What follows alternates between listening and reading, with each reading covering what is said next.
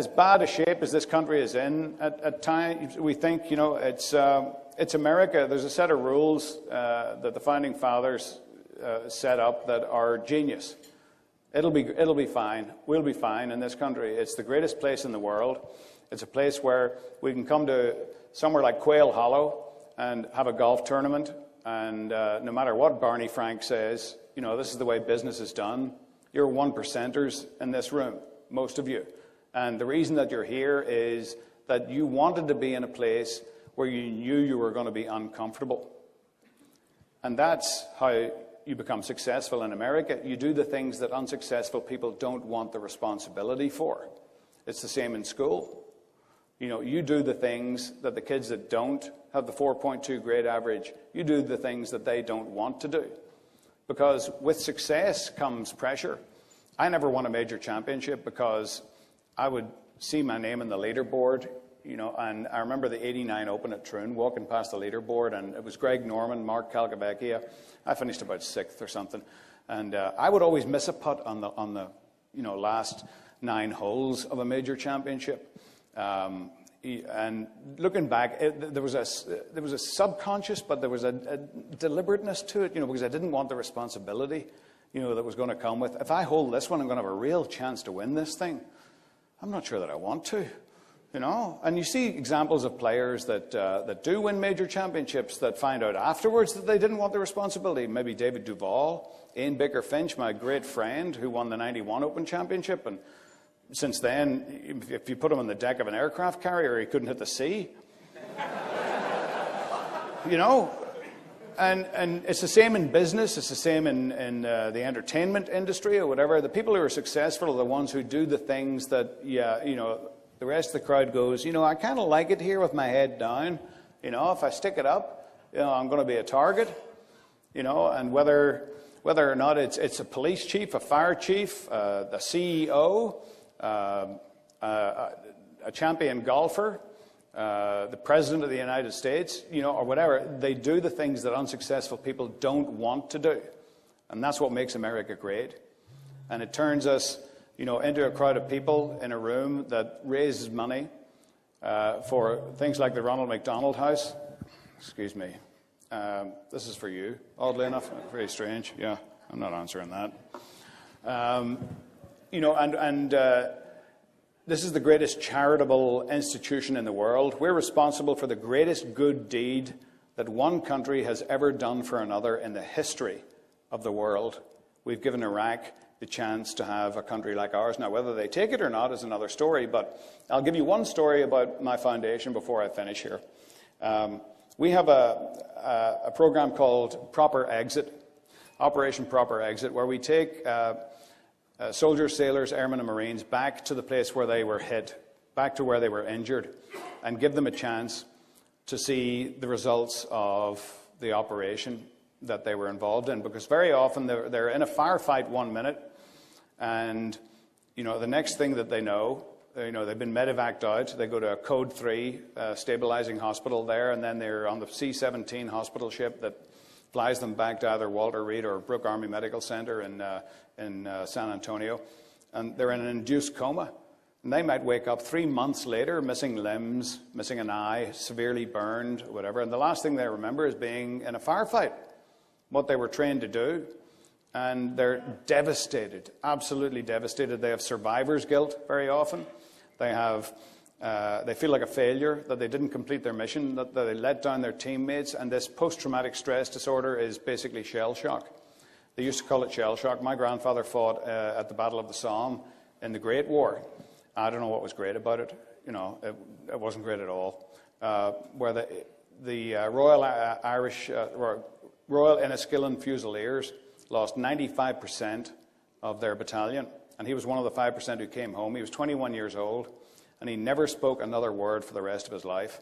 Died when I was 10. And we just thought there was something wrong with Papa's throat.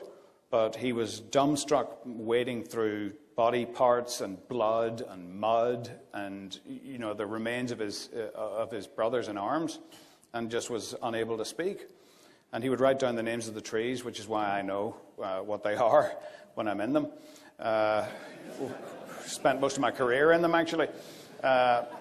And we get these kids that are equally dumbstruck, because, you're walking along with your comrades and next minute one of his their heads explode or something like that, or they come across the remains of a child that's been skinned alive in front of his parents. These are not humans. They're not part of our species. They refuse to evolve. You can't believe what our young men and women have witnessed and what they've been forced to do. Shooting a 13-year-old. Hell yeah, you shoot him. He's carrying an AK-47 and he's liable to, kill your buddy. That's just part of what war is like these days.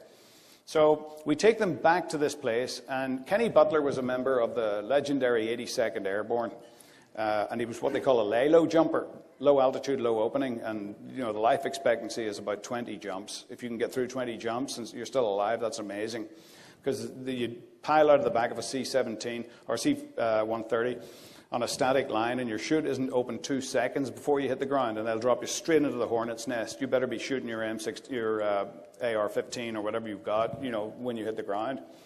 Kenny had been through 14 of these jumps, and he was in a house searching it for some bad guy. And the house next door, there was a child's head on a stick. That's the sort of people that we're talking about here, where they've been seen cooperating with the Americans. And somebody threw a shaped charge into the house through a broken window, and it exploded, and it went clean through Kenny's thorax, through his chest here, took out both of his lungs, and went straight through his left arm, took it off like that. Kenny woke up three months later. 1 minute he's an elite warrior, and the next he feels like a cripple that left his teammates. But he was so stoic about it, but you could tell that Kenny was always close to the edge of doing something.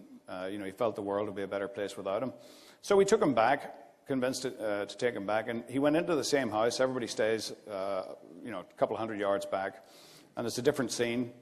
2.5 years later, there are children playing in the streets. Where the house was with the child's head on the stick, outside it's no longer there. It's a pile of rubble. But our soldiers have built a playground. There's a jungle gym, a seesaw, a merry-go-round, and various playground equipment for kids. Kenny goes into the house that he got blown up in and finally loses it, goes down on the ground on his knees and picks the dust up off the floor and wipes it on his face, and he's in tears, and then he hears laughter.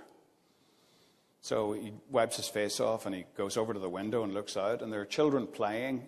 They're on a seesaw, they're on the merry-go-round or whatever, and he hears the laughter again. And just as he looks down, about an 8-year-old Iraqi girl with this beautiful long black curly hair and these bright green eyes looks up like this and sees him, and a tear falls off the end of his nose and lands on her forehead, whatever, and she smiles at him. And Kenny looks down, and she's wearing jeans and a T-shirt and sneakers, and her socks are from Walmart. And she's reading a book in English called See Spot Run. And in that moment, Kenny's depression disappeared.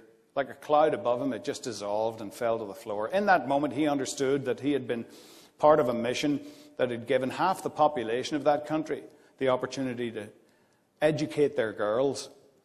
The last time he was there, little girls had to run around in a full black burqa, just a letterbox, whatever. They'd be beaten if you could see any part of their face. Men had to paint their windows shut in case a neighbor saw his wife indoors. And here's a girl reading a book. They're not allowed to read. They're not allowed to drive. They're not allowed to read, not even the Quran. Now, reading a book that we've all read our children.